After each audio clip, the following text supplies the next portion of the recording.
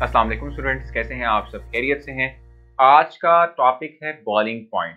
और boiling point के बात की जाए तो हम इसमें एक ग्राफ प्लॉट करेंगे, ग्राफिकल एक्सप्लेनेशन लेंगे इस बात को समझने के लिए कि इंटरमॉलिक्यूलर फोर्सेस जो हैं किसी भी लिक्विड के पार्टिकल्स के दरमियान वो किस तरह से बॉइलिंग पॉइंट पे इफेक्ट करती हैं।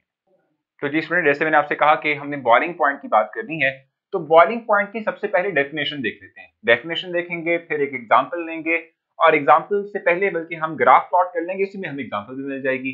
जो हम बात कर रहे थे कि इंटरमॉलिक्यूलर फोर्सेस कैसे इफेक्ट करती है बॉइलिंग पॉइंट पे, वो पॉइंट भी समझ आ जाएगा। ठीक है, तो जल्दी से डिफाइन करते हैं व्हाट इज बॉइलिंग पॉइंट। जहां तक बॉइलिंग पॉइंट की बात है, हम कहते हैं कि बॉइलिंग पॉइंट से मुराद वो टेम्परेचर है कि जिसपे किसी भी लिक्विड सब्सटेंस का वेपर प्रेशर जो है वो एटमॉस्फेरिक प्रेशर के इक्वल हो जाता है। डेफिनेशन लिख लें, फिर इसको जरा मजीद डिटेल्स में जो है वो डिस्कस करेंगे। सो क्या है जी हमारे पास बॉइलिंग पॉइंट? हम कहते हैं the temperature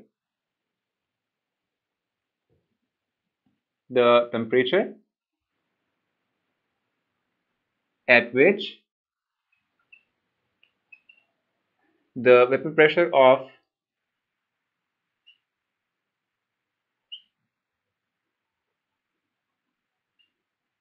liquid becomes equal to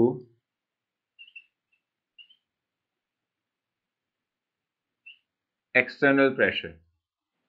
external कह लें या एटमॉस्फेरिक, बल्कि हम यहां वर्ड यूज कर लेते हैं एटमॉस्फेरिक ताकि हमें आसानी हो जाए।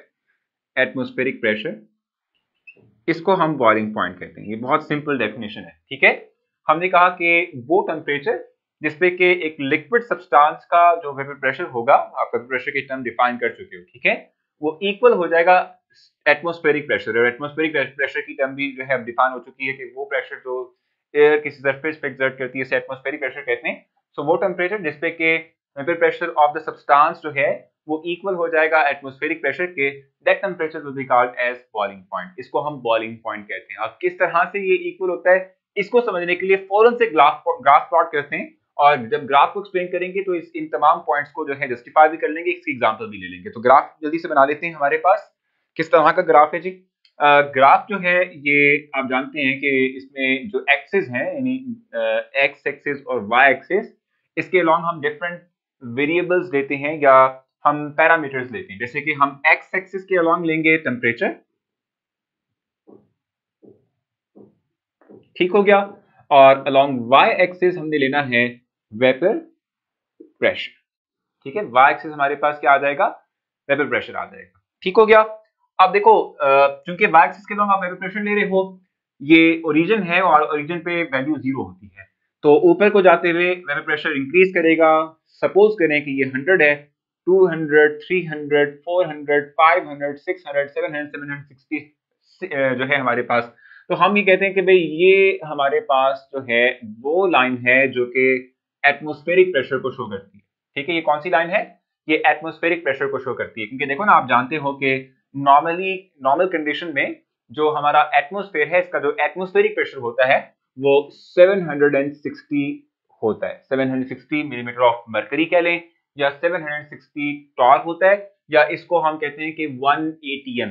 ये हम तीनों तरह से राइट कर सकते हैं। ठीक है, ये एटमॉस्फेरिक प्रेशर है। अब एटमॉस्फेरिक प्रेशर आप डिफाइन कर चुके हैं ना, हमने कहा था कि बैरोमीटर से इसको निकालते हैं, और वो हवा का दबाव यानी वो एटमॉस्फेरिक प्रेशर, वो एयर प्रेशर के जो मरकरी को उस कैपिलरी ट्यूब में 780 मिलीमीटर तक जो है राइज करता है, होल्ड करता है, उस प्रेशर को हम कह रहे थे एटमॉस्फेरिक प्रेशर। तो ये 760 में से तो पे ये वो वैल्यू है जो हमने लास्ट टाइम देखी थी। ठीक है, और जैसे ही किसी एक लिक्विड का प्रेशर इस प्रेशर को मीट करता है, जिस टेम्परेचर पर करेगा, that will be it's boiling point. तो अब हम देखते हैं कि डिफरेंट हमारे पास जो लिक्विड सब्सटेंसेस हैं उनके वेपर प्रेशर कब और कितने टेम्परेचर पर जो है वो मीट करेंगे इस 760 लाइन को। ठीक है, तो हमारे पास जो पहला आप कहते हैं कि सब्सटेंस है, that is di ethyl ether, या सिंपल जिसको हम ईथर कहते हैं। ये हमारे पास ईथर का ग्राफ है, और इसका बॉइलिंग पॉइंट हमारे पास है 34.6 डिग्री सेंटीग्रेड। ये हमारे पास पहला सब्सटेंस जिसका हमने बॉइलिंग पॉइंट यहाँ पर देख लिया। अब इसको समझेंगे, डिटेल में डिस्कस करेंगे, इसका मतलब क्या है, कैसे हुआ, ये सब तमाम चीजें हमें डिस्कस करनी है। दूसरा ग्राफ हमारे पास जो है दैट इज, तो जी स्टूडेंट, हमारे पास पहला ईथर, दूसरी कर्व हमारे पास किसकी है? अल्कोहल की है, और अल्कोहल का बॉइलिंग पॉइंट हम देख लेते हैं। अल्कोहल, इसका बॉइलिंग पॉइंट है 78 डिग्री सेंटीग्रेड। और तीसरी जो हमारे पास आप कह लें कि जो तीसरा ग्राफ है दैट इज फॉर वाटर, ये वाटर के लिए है, ये ठीक हो गया। और इसका बॉइलिंग पॉइंट हमारे पास है 100 डिग्री सेंटीग्रेड। अब हम समझते हैं कि ये क्या कह रहे हैं हम, ठीक है। देखो हमने जैसे डिफाइन भी किया, हमने कहा कि बॉइलिंग पॉइंट से मुराद वो टेम्परेचर है जिसपे किसी एक लिक्विड सब्सटेंस का जो वेपर प्रेशर है वो एक्सटर्नल प्रेशर को मीट करता है। तो ये वैसे तौर पे हमारे पास एक कर्व किस बात को शो कर रही है, ये कर्व इस बात को शो कर रही है कि जो ईथर है, जैसे जैसे आप उसका टेम्परेचर बढ़ाते जा रहे हैं वैसे वैसे वो ईथर मॉलिक्यूल्स अपने आप को कन्वर्ट कर रहे हैं टू वेपर्स फॉर्म, और जितने ज्यादा हमारे पास वेपर्स होंगे उतना ही वो प्रेशर क्रिएट करेंगे। तो आहिस्ता आहिस्ता प्रेशर इंक्रीज करता जा रहा है, ठीक है। और हम देख रहे हैं कि फिर एक टेम्परेचर ऐसा आया, यानी कि अगर मैं इसको एक्सटेंड कर दूं यहाँ पर, ये देखें, ठीक हो गया। तो हम ये बात कह रहे हैं कि अगर जो है हम टेम्परेचर को इंक्रीज करते जाएं तो एक टेम्परेचर ऐसा आएगा जिसपे कि vapour pressure of that substance equal हो जाएगा एक्सटर्नल प्रेशर के। इस टेम्परेचर को हम बॉइलिंग पॉइंट कह रहे हैं, ठीक है जी। इस तरीके से देखो दूसरा हमारे पास कंपाउंड अल्कोहल है। अगर आप अल्कोहल की बात करते हो तो जैसे से आप टेम्परेचर बढ़ा रहे हो वैसे वैसे क्या हो रहा है, more and more alcohol molecules जो है वो अपने आप को लिक्विड स्टेट से छोड़ के वेपर्स में कन्वर्ट कर रहे हैं। तो Aahista Aahista vapour pressure increase करता जा रहा है, और आप देख रहे हैं कि एक वो टेम्परेचर आएगा जिसपे कि ये जो अल्कोहल है इसका वेपर प्रेशर एक्सटर्नल प्रेशर के इक्वल हो जाएगा। इस टेम्परेचर को हम कहते हैं बॉइलिंग पॉइंट ऑफ अल्कोहल, ठीक है। इस तरीके से अगर आप वाटर की बात करते हैं तो वाटर में क्या है, जैसे से आप टेम्परेचर बढ़ा रहे हैं वैसे वैसे vapour pressure of water increase कर रहा है, और जैसे से वाटर का वेपर प्रेशर इंक्रीज कर रहा है आप देख रहे हैं कि एक टेम्परेचर ऐसा आता है जिसपे कि जो वेपर प्रेशर है किसका, वाटर का, वो एक्सटर्नल प्रेशर को मीट करता है। इस टेम्परेचर को हम वाटर का बॉइलिंग पॉइंट कहते हैं, ठीक है। सो ईथर का बॉइलिंग पॉइंट 34.6, अल्कोहल का बॉइलिंग पॉइंट 78 और वाटर का बॉइलिंग पॉइंट 100 डिग्री सेंटीग्रेड है।